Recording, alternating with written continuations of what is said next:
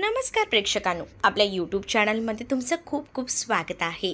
लग्नानंतर होईलच प्रेम मालिकेच्या पुढील काही भागांमध्ये आपल्याला हा जबरदस्त असा ट्विस्ट पाहायला मिळणार आहे, ज्यामध्ये आपण पाहणार आहोत की नंदिनीचा वाढदिवस आहे आणि त्या वाढदिवसाच्या दिवशी आपला जीवा जो आहे तो नंदिनीला खुश करण्यासाठी तिला डायमंड रिंगसुद्धा देणार आहे. मग यावर काव्याची काय रिॲक्शन असेल ते या भागामध्येच आपण पाहणार आहोत, तर शेवटपर्यंत भाग नक्कीच बघा. चला तर मग आजच्या या आपल्या भागाला सुरुवात करूया. नंदिनीचा वाढदिवस आहे दुसऱ्या दिवशी, म्हणूनच आनंद निवासमध्ये खूप जास्त असा आनंद वातावरण आहे. खरं तर आधीच नंदिनीने जे आहे ते जीवाला सांगून ठेवलेलं असतं की माझा उद्या वाढदिवस आहे, त्यामुळे हा वाढदिवस सेलिब्रेशन करण्यासाठी मुलांच्या खूप सदिच्छा आहेत, म्हणून मुलांची इच्छा आहे, म्हणून तुम्ही माझ्यासोबत म्हणजेच जीवाला ती सांगत असते की तुम्ही माझ्यासोबत जे आहे ते आश्रमामध्ये चला आणि तिकडे आपण सेलिब्रेशन करूया. त्यावर जीवाने सुद्धा तिला होकार दिलेला असतो. तर इकडे मात्र आता जीवा जो आहे तो बराच वेळ रात्रीच्या वेळी घरी येत नाही, म्हणून नंदिनी खूप टेन्शनमध्ये असते. त्यातच आता नंदिनीला फोन येतो आणि नंदिनीला कळतं नेहमीप्रमाणेच की जीवा हा दारू पीत बसलेला आहे, त्यामुळे आता नंदिनी खूप टेन्शनमध्ये असते. तर इकडे नंदिनीला जे आहे त्या आश्रमातील ताई देखील कॉल करून सांगत असतात की तू नंदिनी कधी येणार आहे, मुलं वाट बघतायत. त्यावर नंदिनी म्हणते की मी येतेच आहे, थोडा वेळ द्या मला, मी येईन, ट्राय करते, असं ती बोलून तो वेळ जो असतो तो मारून येते. तर इकडे मात्र आता जीवाला शोधण्यासाठी नंदिनी रिक्षातून बाहेर पडते. त्यानंतर आता नंदिनी त्या ठिकाणी पोहोचते. त्या ठिकाणी तो एक माणूस उभा असतो आणि तो जीवाला तिथे पडलेला असतो. त्या अवस्थेतच नंदिनीला सांगत असतो की हा माणूस कधीचा इथे दारू पीत बसलेला आहे, तुम्ही प्लीज याला घरी घेऊन जा, याच्या मोबाईलमध्ये तुमचा नंबर सापडला म्हणून कॉल केला. नंदिनीला जीवाची अवस्था बघून खूप जास्त वाईट वाटतं, कारण जीवा जो आहे तो स्वतःच्या पायावर उभाही राहू शकत नाही, इतका भयंकर नशेत असतो. त्यावेळेला जीवाला नंदिनी रिक्षातनं घरी घेऊन येत असते. त्याच वेळेला आता तिला सगळा प्रसंग आठवतो, म्हणजेच तिने जीवाला सांगून ठेवलेलं असतं की माझा वाढदिवस आहे, मग आपल्याला आश्रमात जायचं आहे, पण याच दिवशी जीवाने तिच्यासाठी हे काय करून ठेवलेलं आहे, त्यामुळे ती खूप जास्त नाराज असते.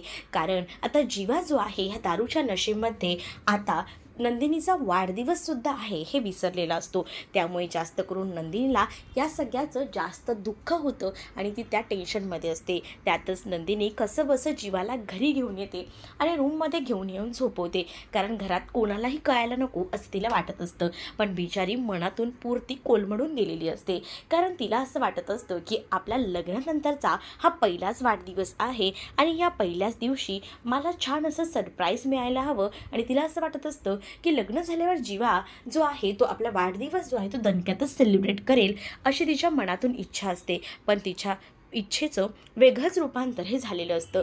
सकाळी जेव्हा नंदिनी दार उघडते तेव्हा तिथे मालिनी आलेली असते आणि ती म्हणत असते, हे काय नंदिनी, अजून तू तयार झाली नाहीस का, तुझा वाढदिवस आहे ना, मग छान तयार हो. आणि तिच्या हातात ती साडी देते आणि हीच साडी नेसून तू आज तयार होऊन बाहेर यायचं आहे, असं देखील मालिनी नंदिनीला सांगते. आणि हे काय, जीवा अजून उठलाच नाही का, असं देखील ती म्हणते. पण त्यावेळेला नंदिनी काल रात्रीचा प्रसंग मालिनीला काही सांगत नाही, परंतु आता नक्कीच त्या दोघांमध्ये काहीतरी झालेलं आहे असं मालिनीला वाटतं. त्यानंतर मालिनी तिकडनं निघून जाते. तर इकडे मात्र नंदिनी जी आहे ती आता वाढदिवस असतो म्हणून छान तयार व्हायचं ठरवते. तर इकडे जीवा जो आहे तो आता सकाळी उठतो आणि नंदिनीकडे पाहतो.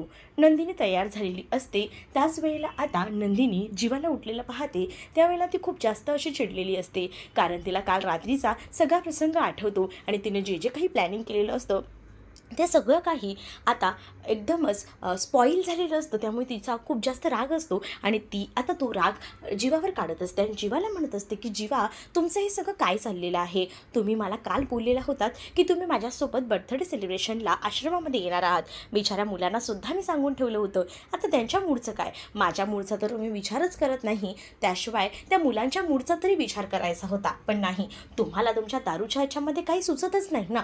त्यावर जीवा म्हणतो की काल थोडं टेन्शन होतं आणि त्यामध्ये हे सगळं झालं. खरंच मी तुझी मनापासून माफी मागतो. त्यावर नंदिनी ही जी असते ती खूप चिडते आणि जीवाला म्हणते, प्रत्येक वेळेला तुम्ही असंच दारू पिऊन येता आणि प्रत्येक वेळेला सॉरी बोललं की सगळं संपतं असं नसतं ना. माझ्यासुद्धा काही इच्छा आहेत, अपेक्षा आहेत. मलासुद्धा वाटतं की तुम्ही माझा वाढदिवस खूप छान पद्धतीने साजरा करावा. ही मी काही स्वप्न रंगवून ठेवली होती, पण त्याचं काय. तर इकडे मात्र आता नंदिनी जेव्हा छान तयार होऊन बाहेर येते तेव्हा मालिनी तिचं कौतुक करते. त्याचसोबत घरातले इतरही तिथे असतात. ती सगळीजणं नंदिनीला वाढदिवसाच्या शुभेच्छा देतात. त्याच वेळेला नंदिनी म्हणते की तुम्हाला सगळ्यांनाच माहिती होतं का. त्यावर आता मालिनी म्हणते, मग तुझा बड्डे आहे लग्नानंतर, आता ह्या घरात तू पहिल्यांदा आली आहे, मग तुझा बड्डे असाच कसा होऊ देऊ. आम्ही तुझा बड्डे धूमधडाक्यात साजरा करणार आहोत. सगळेजणं खूप छान असं घर डेकोरेशन करून नंदिनीला शुभेच्छा देतात आणि त्याच वेळेला नंदिनीला हे सरप्राईज खूप आवडतं. पण मालिनीला कळतं की नंदिनी ही काहीतरी दुखावलेली आहे, कुठेतरी दुखावलेली आहे, काहीतरी झालेलं आहे, पण हे जीवापासूनच झालेलं आहे हे सुद्धा तिला कळलेलं असतं. इकडे आता जेव्हा काव्या कॉलेजला जात असते तेव्हा तिला नंदिनी दिसते, पण ती नंदिनीला बघून इग्नोर करते. तिच्या हेही लक्षात नसतं की आपल्या ताईचा आज बड्डे आहे. तर आता नंदिनीला खूप वाईट वाटतं, कारण तिच्या जवळची माणसं जीवा आणि त्याचसोबत काव्या या दोघांनी तिला विश केलेलं नसतं. त्यामुळे ती खूप जास्त कोलमडून जाते. तर इकडे मात्र काव्या बाहेर रिक्षानेच आता जायला निघालेली असते. पार्थ तेवढ्यातच तिला अडवायला येतो. पार्थ आता काव्याला म्हणत असतो की काव्या, तुझं हे काय चाललेलं आहे, प्लीज हे सगळं जे काही चाललेलं आहे ते कुठेतरी प्लीज थांबव. त्याचवेळी मात्र आता काव्या जी असते ती आता पार्थला म्हणत असते की प्लीज मला जाऊ दे, मला कॉलेजला जायचं आहे, तसंही मला अभ्यासाचा खूप टेन्शन आहे. त्यावर पार्थ म्हणतो, अगं आज तुझ्या नंदिनी ताईचा वाढदिवस आहे आणि तू तिला वाढदिवसाच्या शुभेच्छासुद्धा दिल्या नाहीस, काय चाललं आहे तुझं. त्याच वेळेला आता इथे मात्र काव्याच्या लक्षात येतं की खरंच आज नंदिनी ताईचा वाढदिवस आहे आणि आपण तिला शुभेच्छा देखील दिलेल्या नाही आहेत, आपलं कुठेतरी चुकलेलं आहे. असाच आता ती मात्र विचार करते. त्यानंतर आता पार्थ हा काव्याला सांगत असतो की चल काव्या, आपण आताच्या आता जाऊया आणि मग तू नंदिनी ताईला विश कर. त्यावर आता काव्या जी आहे ती आपल्या डोक्याला हात लावून घेते, कारण तिच्याकडनं ही खूप मोठी चूक झालेली असते आणि तिला आता तिची चूक कळून चुकते आणि म्हणूनच ती ठरवते की चला आता आपल्याला काही झालं तरी जावं लागेल. तर पार्थ म्हणतो, चला येत आहे ना माझ्यासोबत, आणि असं बोलून तिचं डोकं पुन्हा एकदा खात असतो, कारण त्याला काव्याला त्रास द्यायला, थोडं सतवायला खूप छान वाटत असतं. तर इकडे मात्र आता नंदिनी जी आहे ती खूप जास्त नाराज असते, कारण काव्याने जीवाने तिला वाढदिवसाच्या दिवशी विशसुद्धा केलेलं नसतं.